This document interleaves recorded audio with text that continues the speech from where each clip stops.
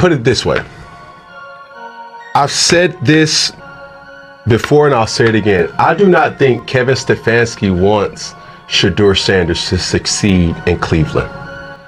The reason being is, don't tell me what he said, don't tell me what he's saying. I'm going off of actions. All right, let's go off actions.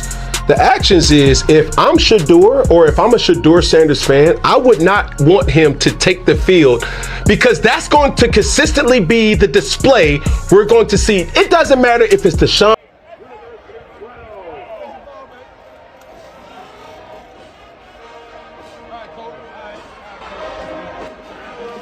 The room went dead silent. Deion Sanders, Coach Prime himself, just stood up from his chair during what was supposed to be a casual ESPN interview. His jaw clenched, his eyes locked on the host sitting across from him. "You want to say that again?" Prime's voice cut through the studio like a knife. What started as a routine Heisman campaign interview just turned into the most explosive moment of the college football season. And bro, when I tell you this almost got physical, I'm not exaggerating. This wasn't just another media spat. This was a father defending his son against a disrespect that crossed every line. Let me tell you exactly what went down, because the full story is even crazier than the clips you've been seeing. $1 on your roster, and he's not healthy.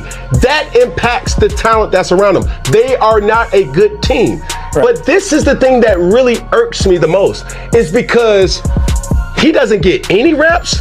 Circa 2015, circa when Cam Newton was the MVP, circa when, hey, my backup for majority of my career was probably the biggest blessing of my career, to have a veteran in Derek Anderson.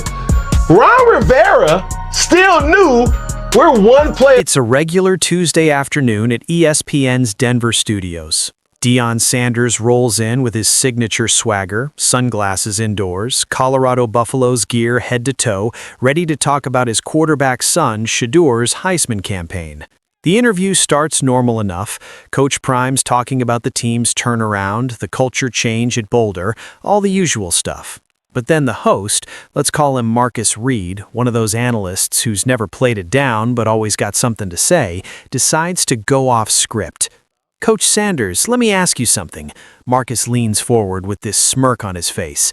"There's a narrative out there that Shedeur only got this far because of nepotism, that without you as his head coach, he'd be a backup in a mid-major school. What do you say to people who think he's just riding your coattails?" You could feel the temperature in that studio drop 20 degrees.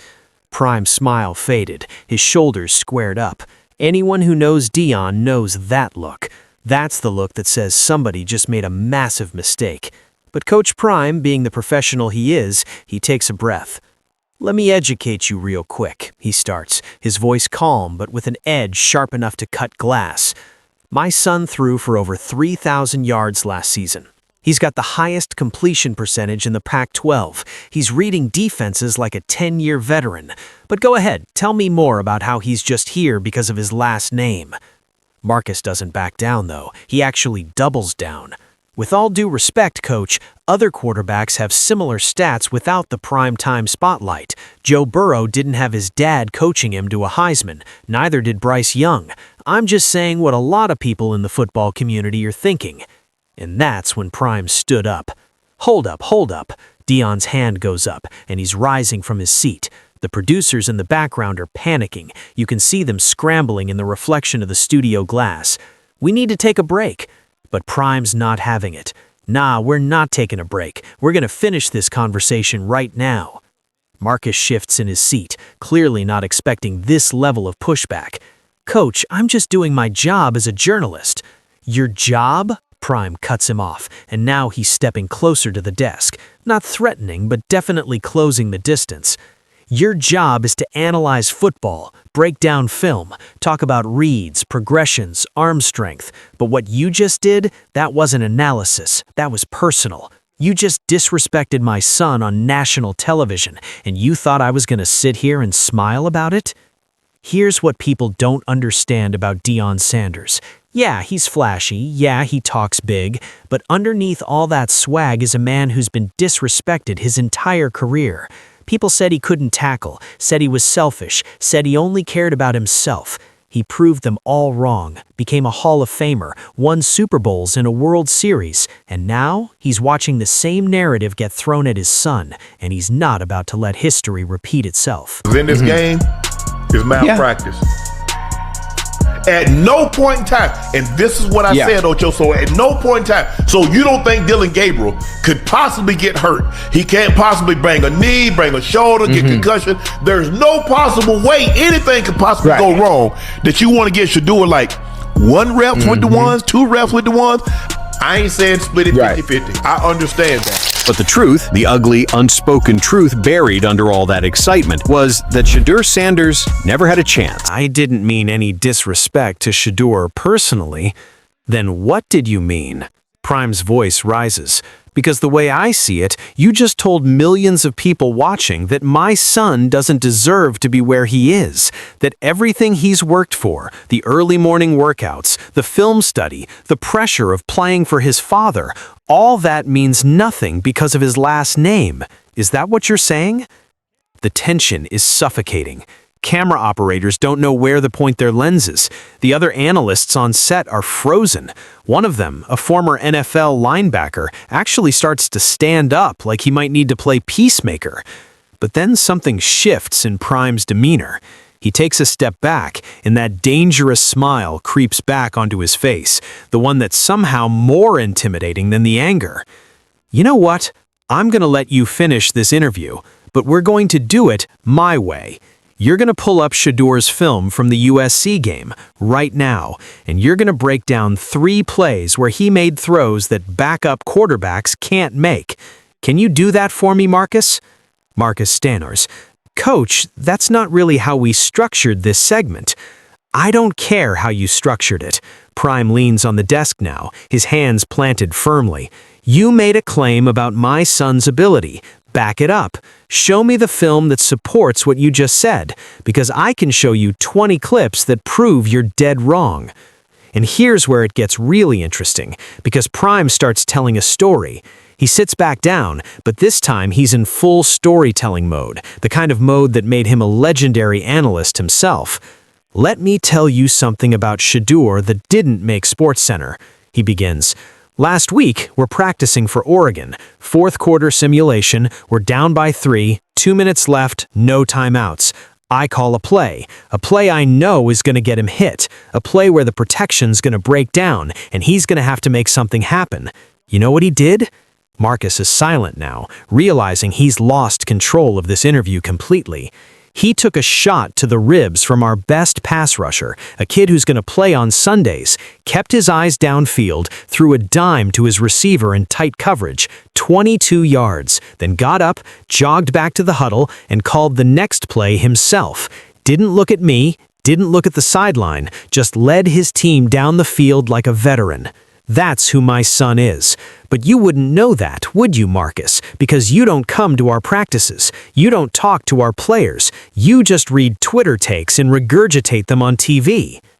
The thing is, Prime's not wrong, and anyone watching can feel it. This isn't just a father defending his son. This is a coach who's tired of the lazy narratives, tired of analysts who never put in the work trying to tear down kids who are grinding every single day. Marcus tries one more time to salvage this. Coach Sanders, I think we're getting off track. Like he's there by himself on the bench. At the end of the game. I've seen it in the 7th game of a World Series when you lose a game or whatever. This is a pillow fight game. Nobody cares. He cares. Sit back. He cared. Yeah. Did he care? Or are you trying to make it a show and make it about yourself? You got a guy over there that, by the way, is a 2-time MVP. Right there, Lamar Jackson. He was looking for you. The Browns entered halftime leading 16-10 over the Ravens. Dylan Gabriel had managed the game well. No, we're right on track, Prime interrupts. You asked me about nepotism. Let me ask you something. Did anybody call out Andy Reid for coaching his son Britt? Answer to that. Ooh, he went there. The underlying implications hang in the air. The uncomfortable truth that a lot of these criticisms have a different edge when they're directed at black quarterbacks and black coaches. The interview eventually wraps up, but not before Prime makes one final statement. Shedeur Sanders is going to the NFL. He's going to get drafted high, and when he does, everybody who doubted him, including you, Marcus, is going to have to eat their words, and I hope you choke on every single one of them. Did Deion cross a line, or did Marcus deserve every bit of that smoke? Look, I'm going to be real with you. Was Prime supposed to stay calm and collected? Probably. Was that the most professional way to handle media criticism? Maybe not. But as someone who's watched Shedeur ball out all season, I get it. That young man is dealing with pressure that most college quarterbacks never face. He's got his father's legacy on his shoulders, millions of eyes watching his every move, and now he's got analysts on national TV saying he doesn't deserve his success? Nah, man. Prime did exactly what any father would do. He protected his son. And here's the twist nobody's talking about. This whole confrontation might have just locked up Shedeur's Heisman campaign, because now everybody's talking about him. Every sports show is going to play this clip. Every social media page is going to debate whether Prime was right or wrong. And in the middle of all that noise, people are actually going to watch Shedeur's film. They're going to see those dimes he's throwing. They're going to see that leadership. And they're going to realize maybe, just maybe, Coach Prime had a point. So what do you think? Did ESPN cross the line with that question? Should Prime have handled it differently? And most importantly, is Shedeur Sanders getting disrespected because of his last name, or is the criticism valid? At the end of the day, this moment showed us who Deion Sanders really is. Not just Coach Prime, the flashy personality, but a father who will go to war for his son, a coach who knows talent when he sees it, and a man who's tired of watching the next generation get torn down by people who never had the courage to put on a helmet themselves. Whether you love Prime or hate him, you can't say he doesn't keep it real. And that's exactly why this story is blowing up everywhere. If you want to see more breakdowns like this, the real stories behind the headlines, smash that subscribe button and hit the bell so you don't miss the next one. Drop a comment below and let me know whose side you're on, Team Prime or Team Marcus. Let's talk about it. And trust me, this story ain't over, not by a long shot.